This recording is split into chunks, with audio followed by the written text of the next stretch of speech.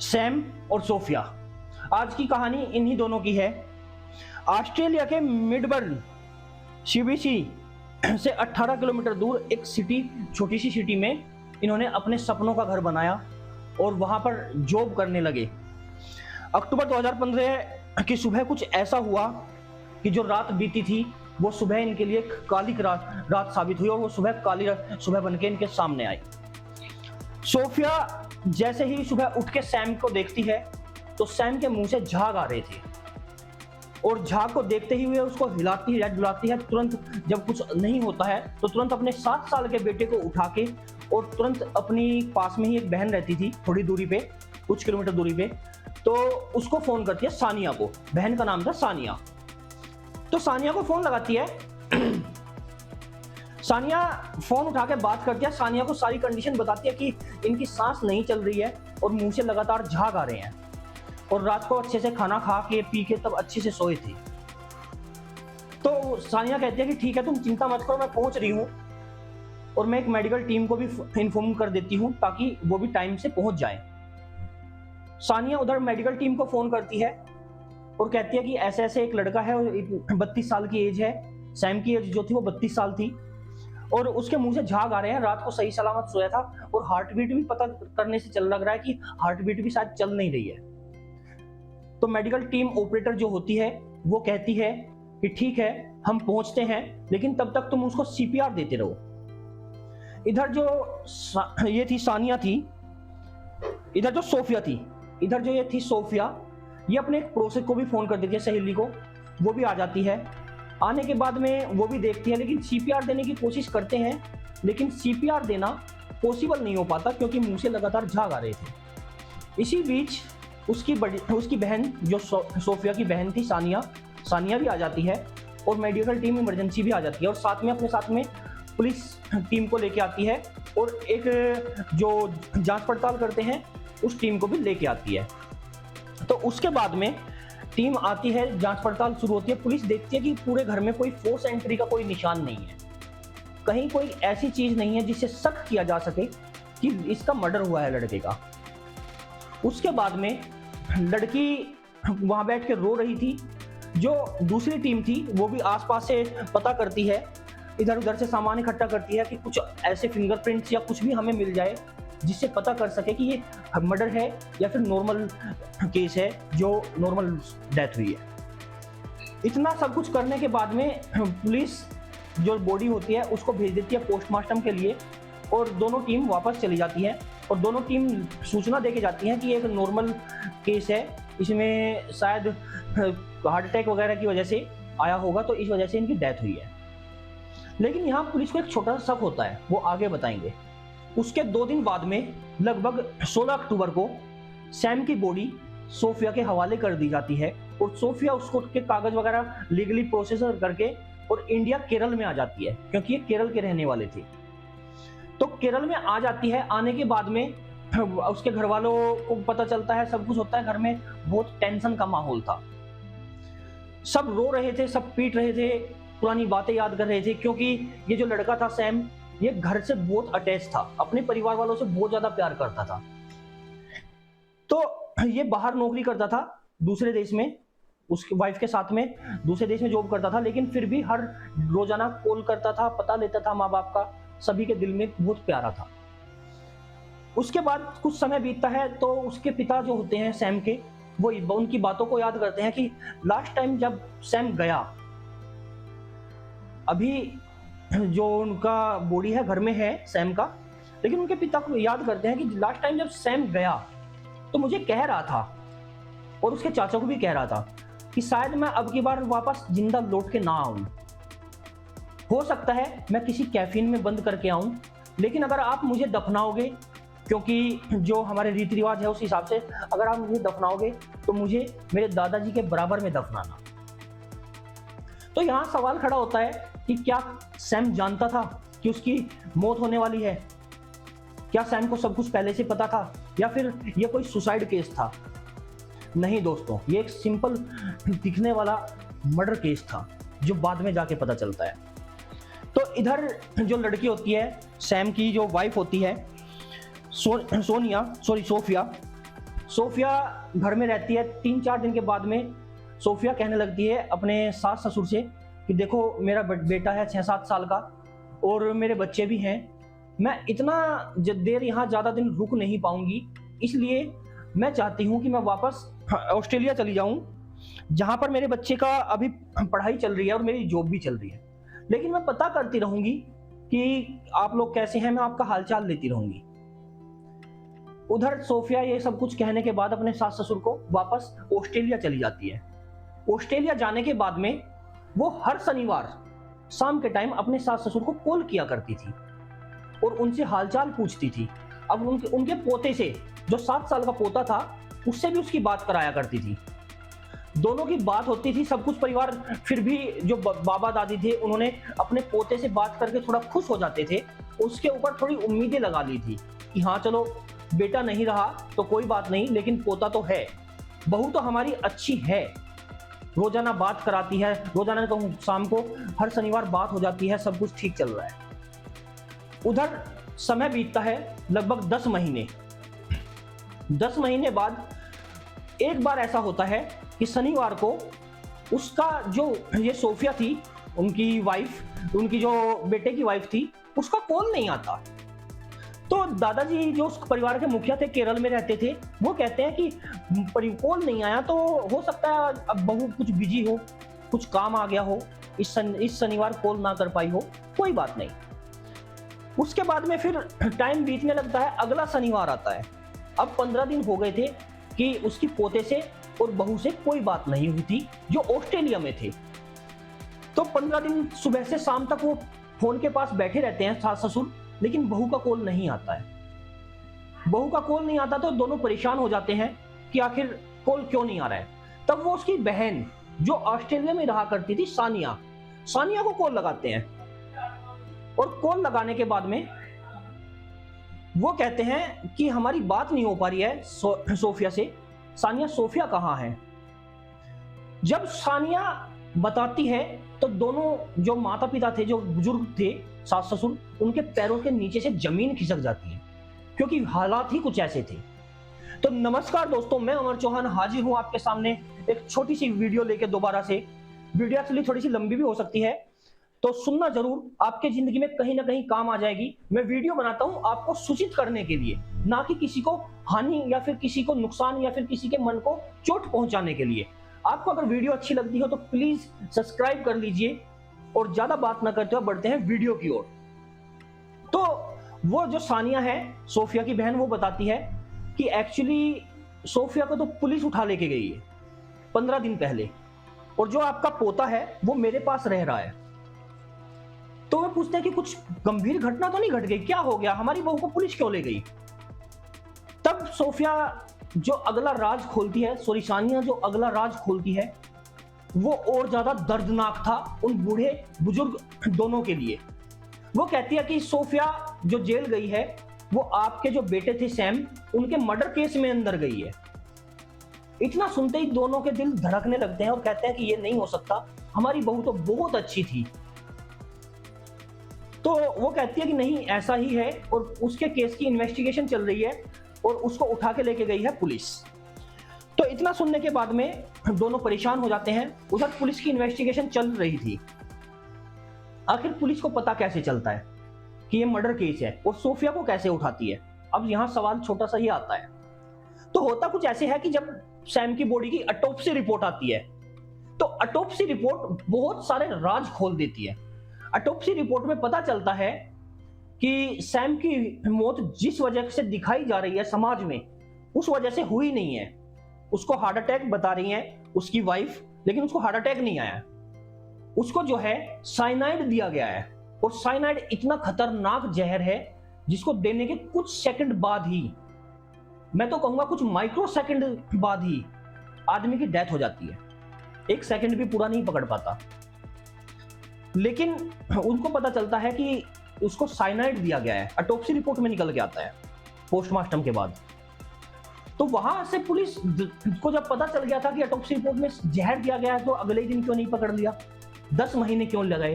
इसके पीछे पुलिस का कार्रवाई करने का एक अपना तरीका होता है हर जगह का। ऑस्ट्रेलियन पुलिस का तरीका थोड़ा अलग है। वो पहले मुजरिम को पूरी तरह से अपने काबू में लेते हैं। तो वो क्या तरीका है, तो वो क्या करते हैं कि जब उन्हें ऑटोप्सी रिपोर्ट मिलती है पुलिस वालों को, तो वो 3-4 टीम इकट्ठी करते हैं। एक टीम जो फिजिकली लड़की के ऊपर, सानिया के ऊपर, सोफिया के ऊपर नजर रख रही थी। दूसरी टीम उसके बैंक डिटेल्स के ऊपर नजर रख रही थी। तीसरी टीम उसकी कॉल को रिकॉर्डिंग टैप कर रही थी। और जो चौथी टीम थी वो जीपीआरएस के थ्रू और उसको ट्रैक कर रही थी। तो ये 4 टीम बनाई जाती हैं। तो जैसे ही टीम बनाते हैं तो धीरे धीरे समय बीतने लगता है। तो समय बीतने के साथ ये लड़की नॉर्मल हो जाती है। लेकिन इसी बीच एक छोटी सी घटना घटती है। क्या है कि जो ये सोफिया होती है, ये जो सैम की गाड़ी की होती है, ये एक आदमी के नाम उसको ट्रांसफर करती है। उस आदमी का नाम था अरुण कमलासन, जो अभी प्रेजेंट टाइम पे जेल में था सोफिया के साथ में। तो अरुण कमलासन के साथ में उसको ट्रांसफर करती है नाम को। और साथ में पहली टीम को पता चल जाता है, जो उसके ऊपर नजर रख रही थी, उसको वो जीपीआरएस वगैरह सब चीजें ट्रेस कर रही थी। तो उसके बाद में फिजिकल जो टीम होती है वो देखती है, उसके ऊपर जो नजर रख रही थी फिजिकली रूप से, वो देखती है कि ये जो सोफिया एक लड़के से पार्क में इधर उधर रेस्टोरेंट में जगह जगह मिलती है छिप छिप कर। लेकिन कुछ महीने बीतने के बाद में ये उससे खुलेआम मिलने लगती है, पब्लिक रूप में, पब्लिक पैलेस में भी, जैसे अब इसको कोई डर नहीं था।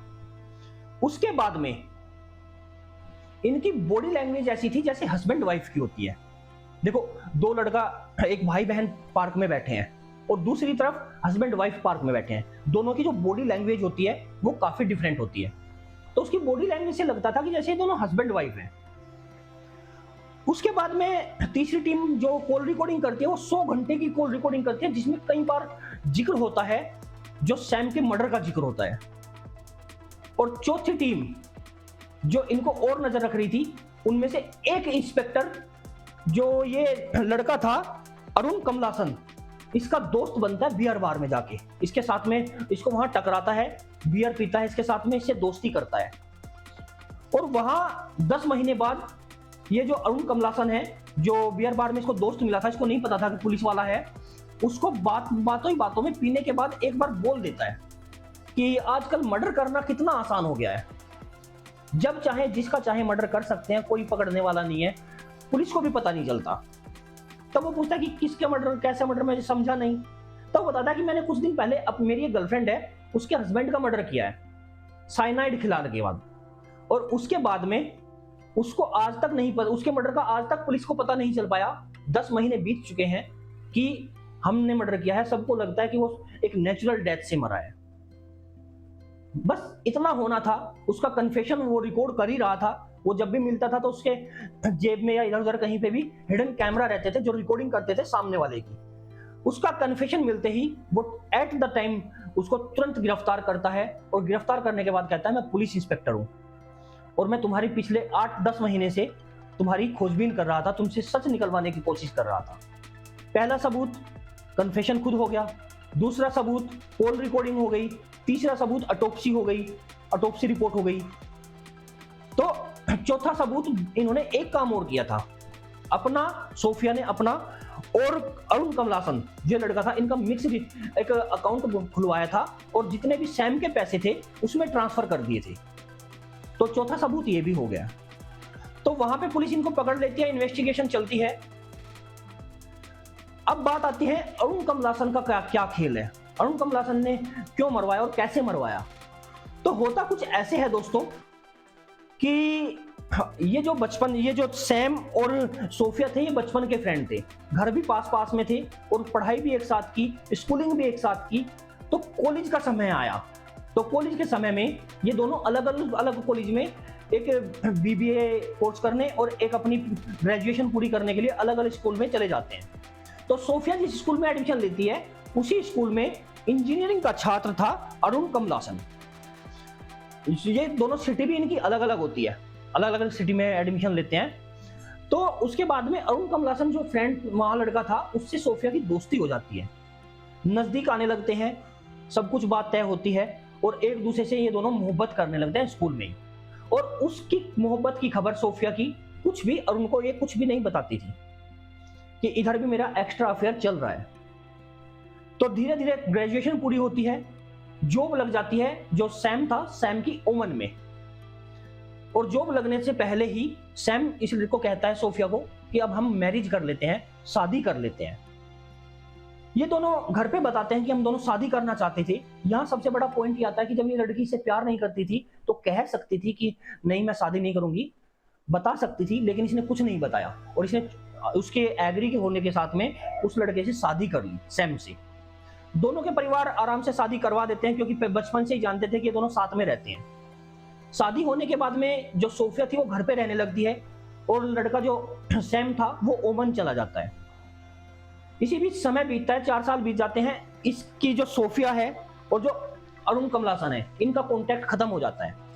सब कुछ घर में बढ़िया चल रहा था, एक बेटा भी हो गया था, परिवार भी हो गया था। तो ये पहुंचती है, ये कहती है कि मैं यहाँ पे अकेली रहती हूँ तो मुझे अच्छा नहीं लगता, तो एक काम करते हैं कि मैं अपनी बहन के साथ में ऑस्ट्रेलिया चली जाती हूँ, मेरी बहन वहां पे सेटल है, कुछ जॉब भी कर लूंगी। तो जो ये लड़का होता है सैम, ये कहता है कि नहीं तुम मत जाओ, क्योंकि मुझे इंडिया आना बहुत अच्छा लगता है, मैं तुम्हारे सबके साथ में वक्त व्यतीत करता हूँ। मैं ओमन से कैसे तो इंडिया आया करूंगा, माँ बाप से मिला करूंगा, और कैसे फिर तुम्हारे पास जाया करूंगा, तो बहुत दिक्कत हो जाएगी। लेकिन सोफिया अपनी जिद नहीं छोड़ती और बहन के पास जाके सेटल हो जाती है।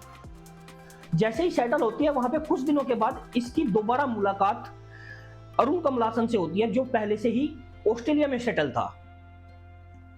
और जो मुलाकात होती है वो फेसबुक के थ्रू होती है। तो फेसबुक पे दोनों का प्यार फिर से बढ़ने लगता है, नजदीकियां बढ़ने लगती हैं, क्योंकि जो सैम था वो ओमन में रहता था और ये ऑस्ट्रेलिया में रहती थी, और माँ बाप इंडिया में केरला में रहते थे।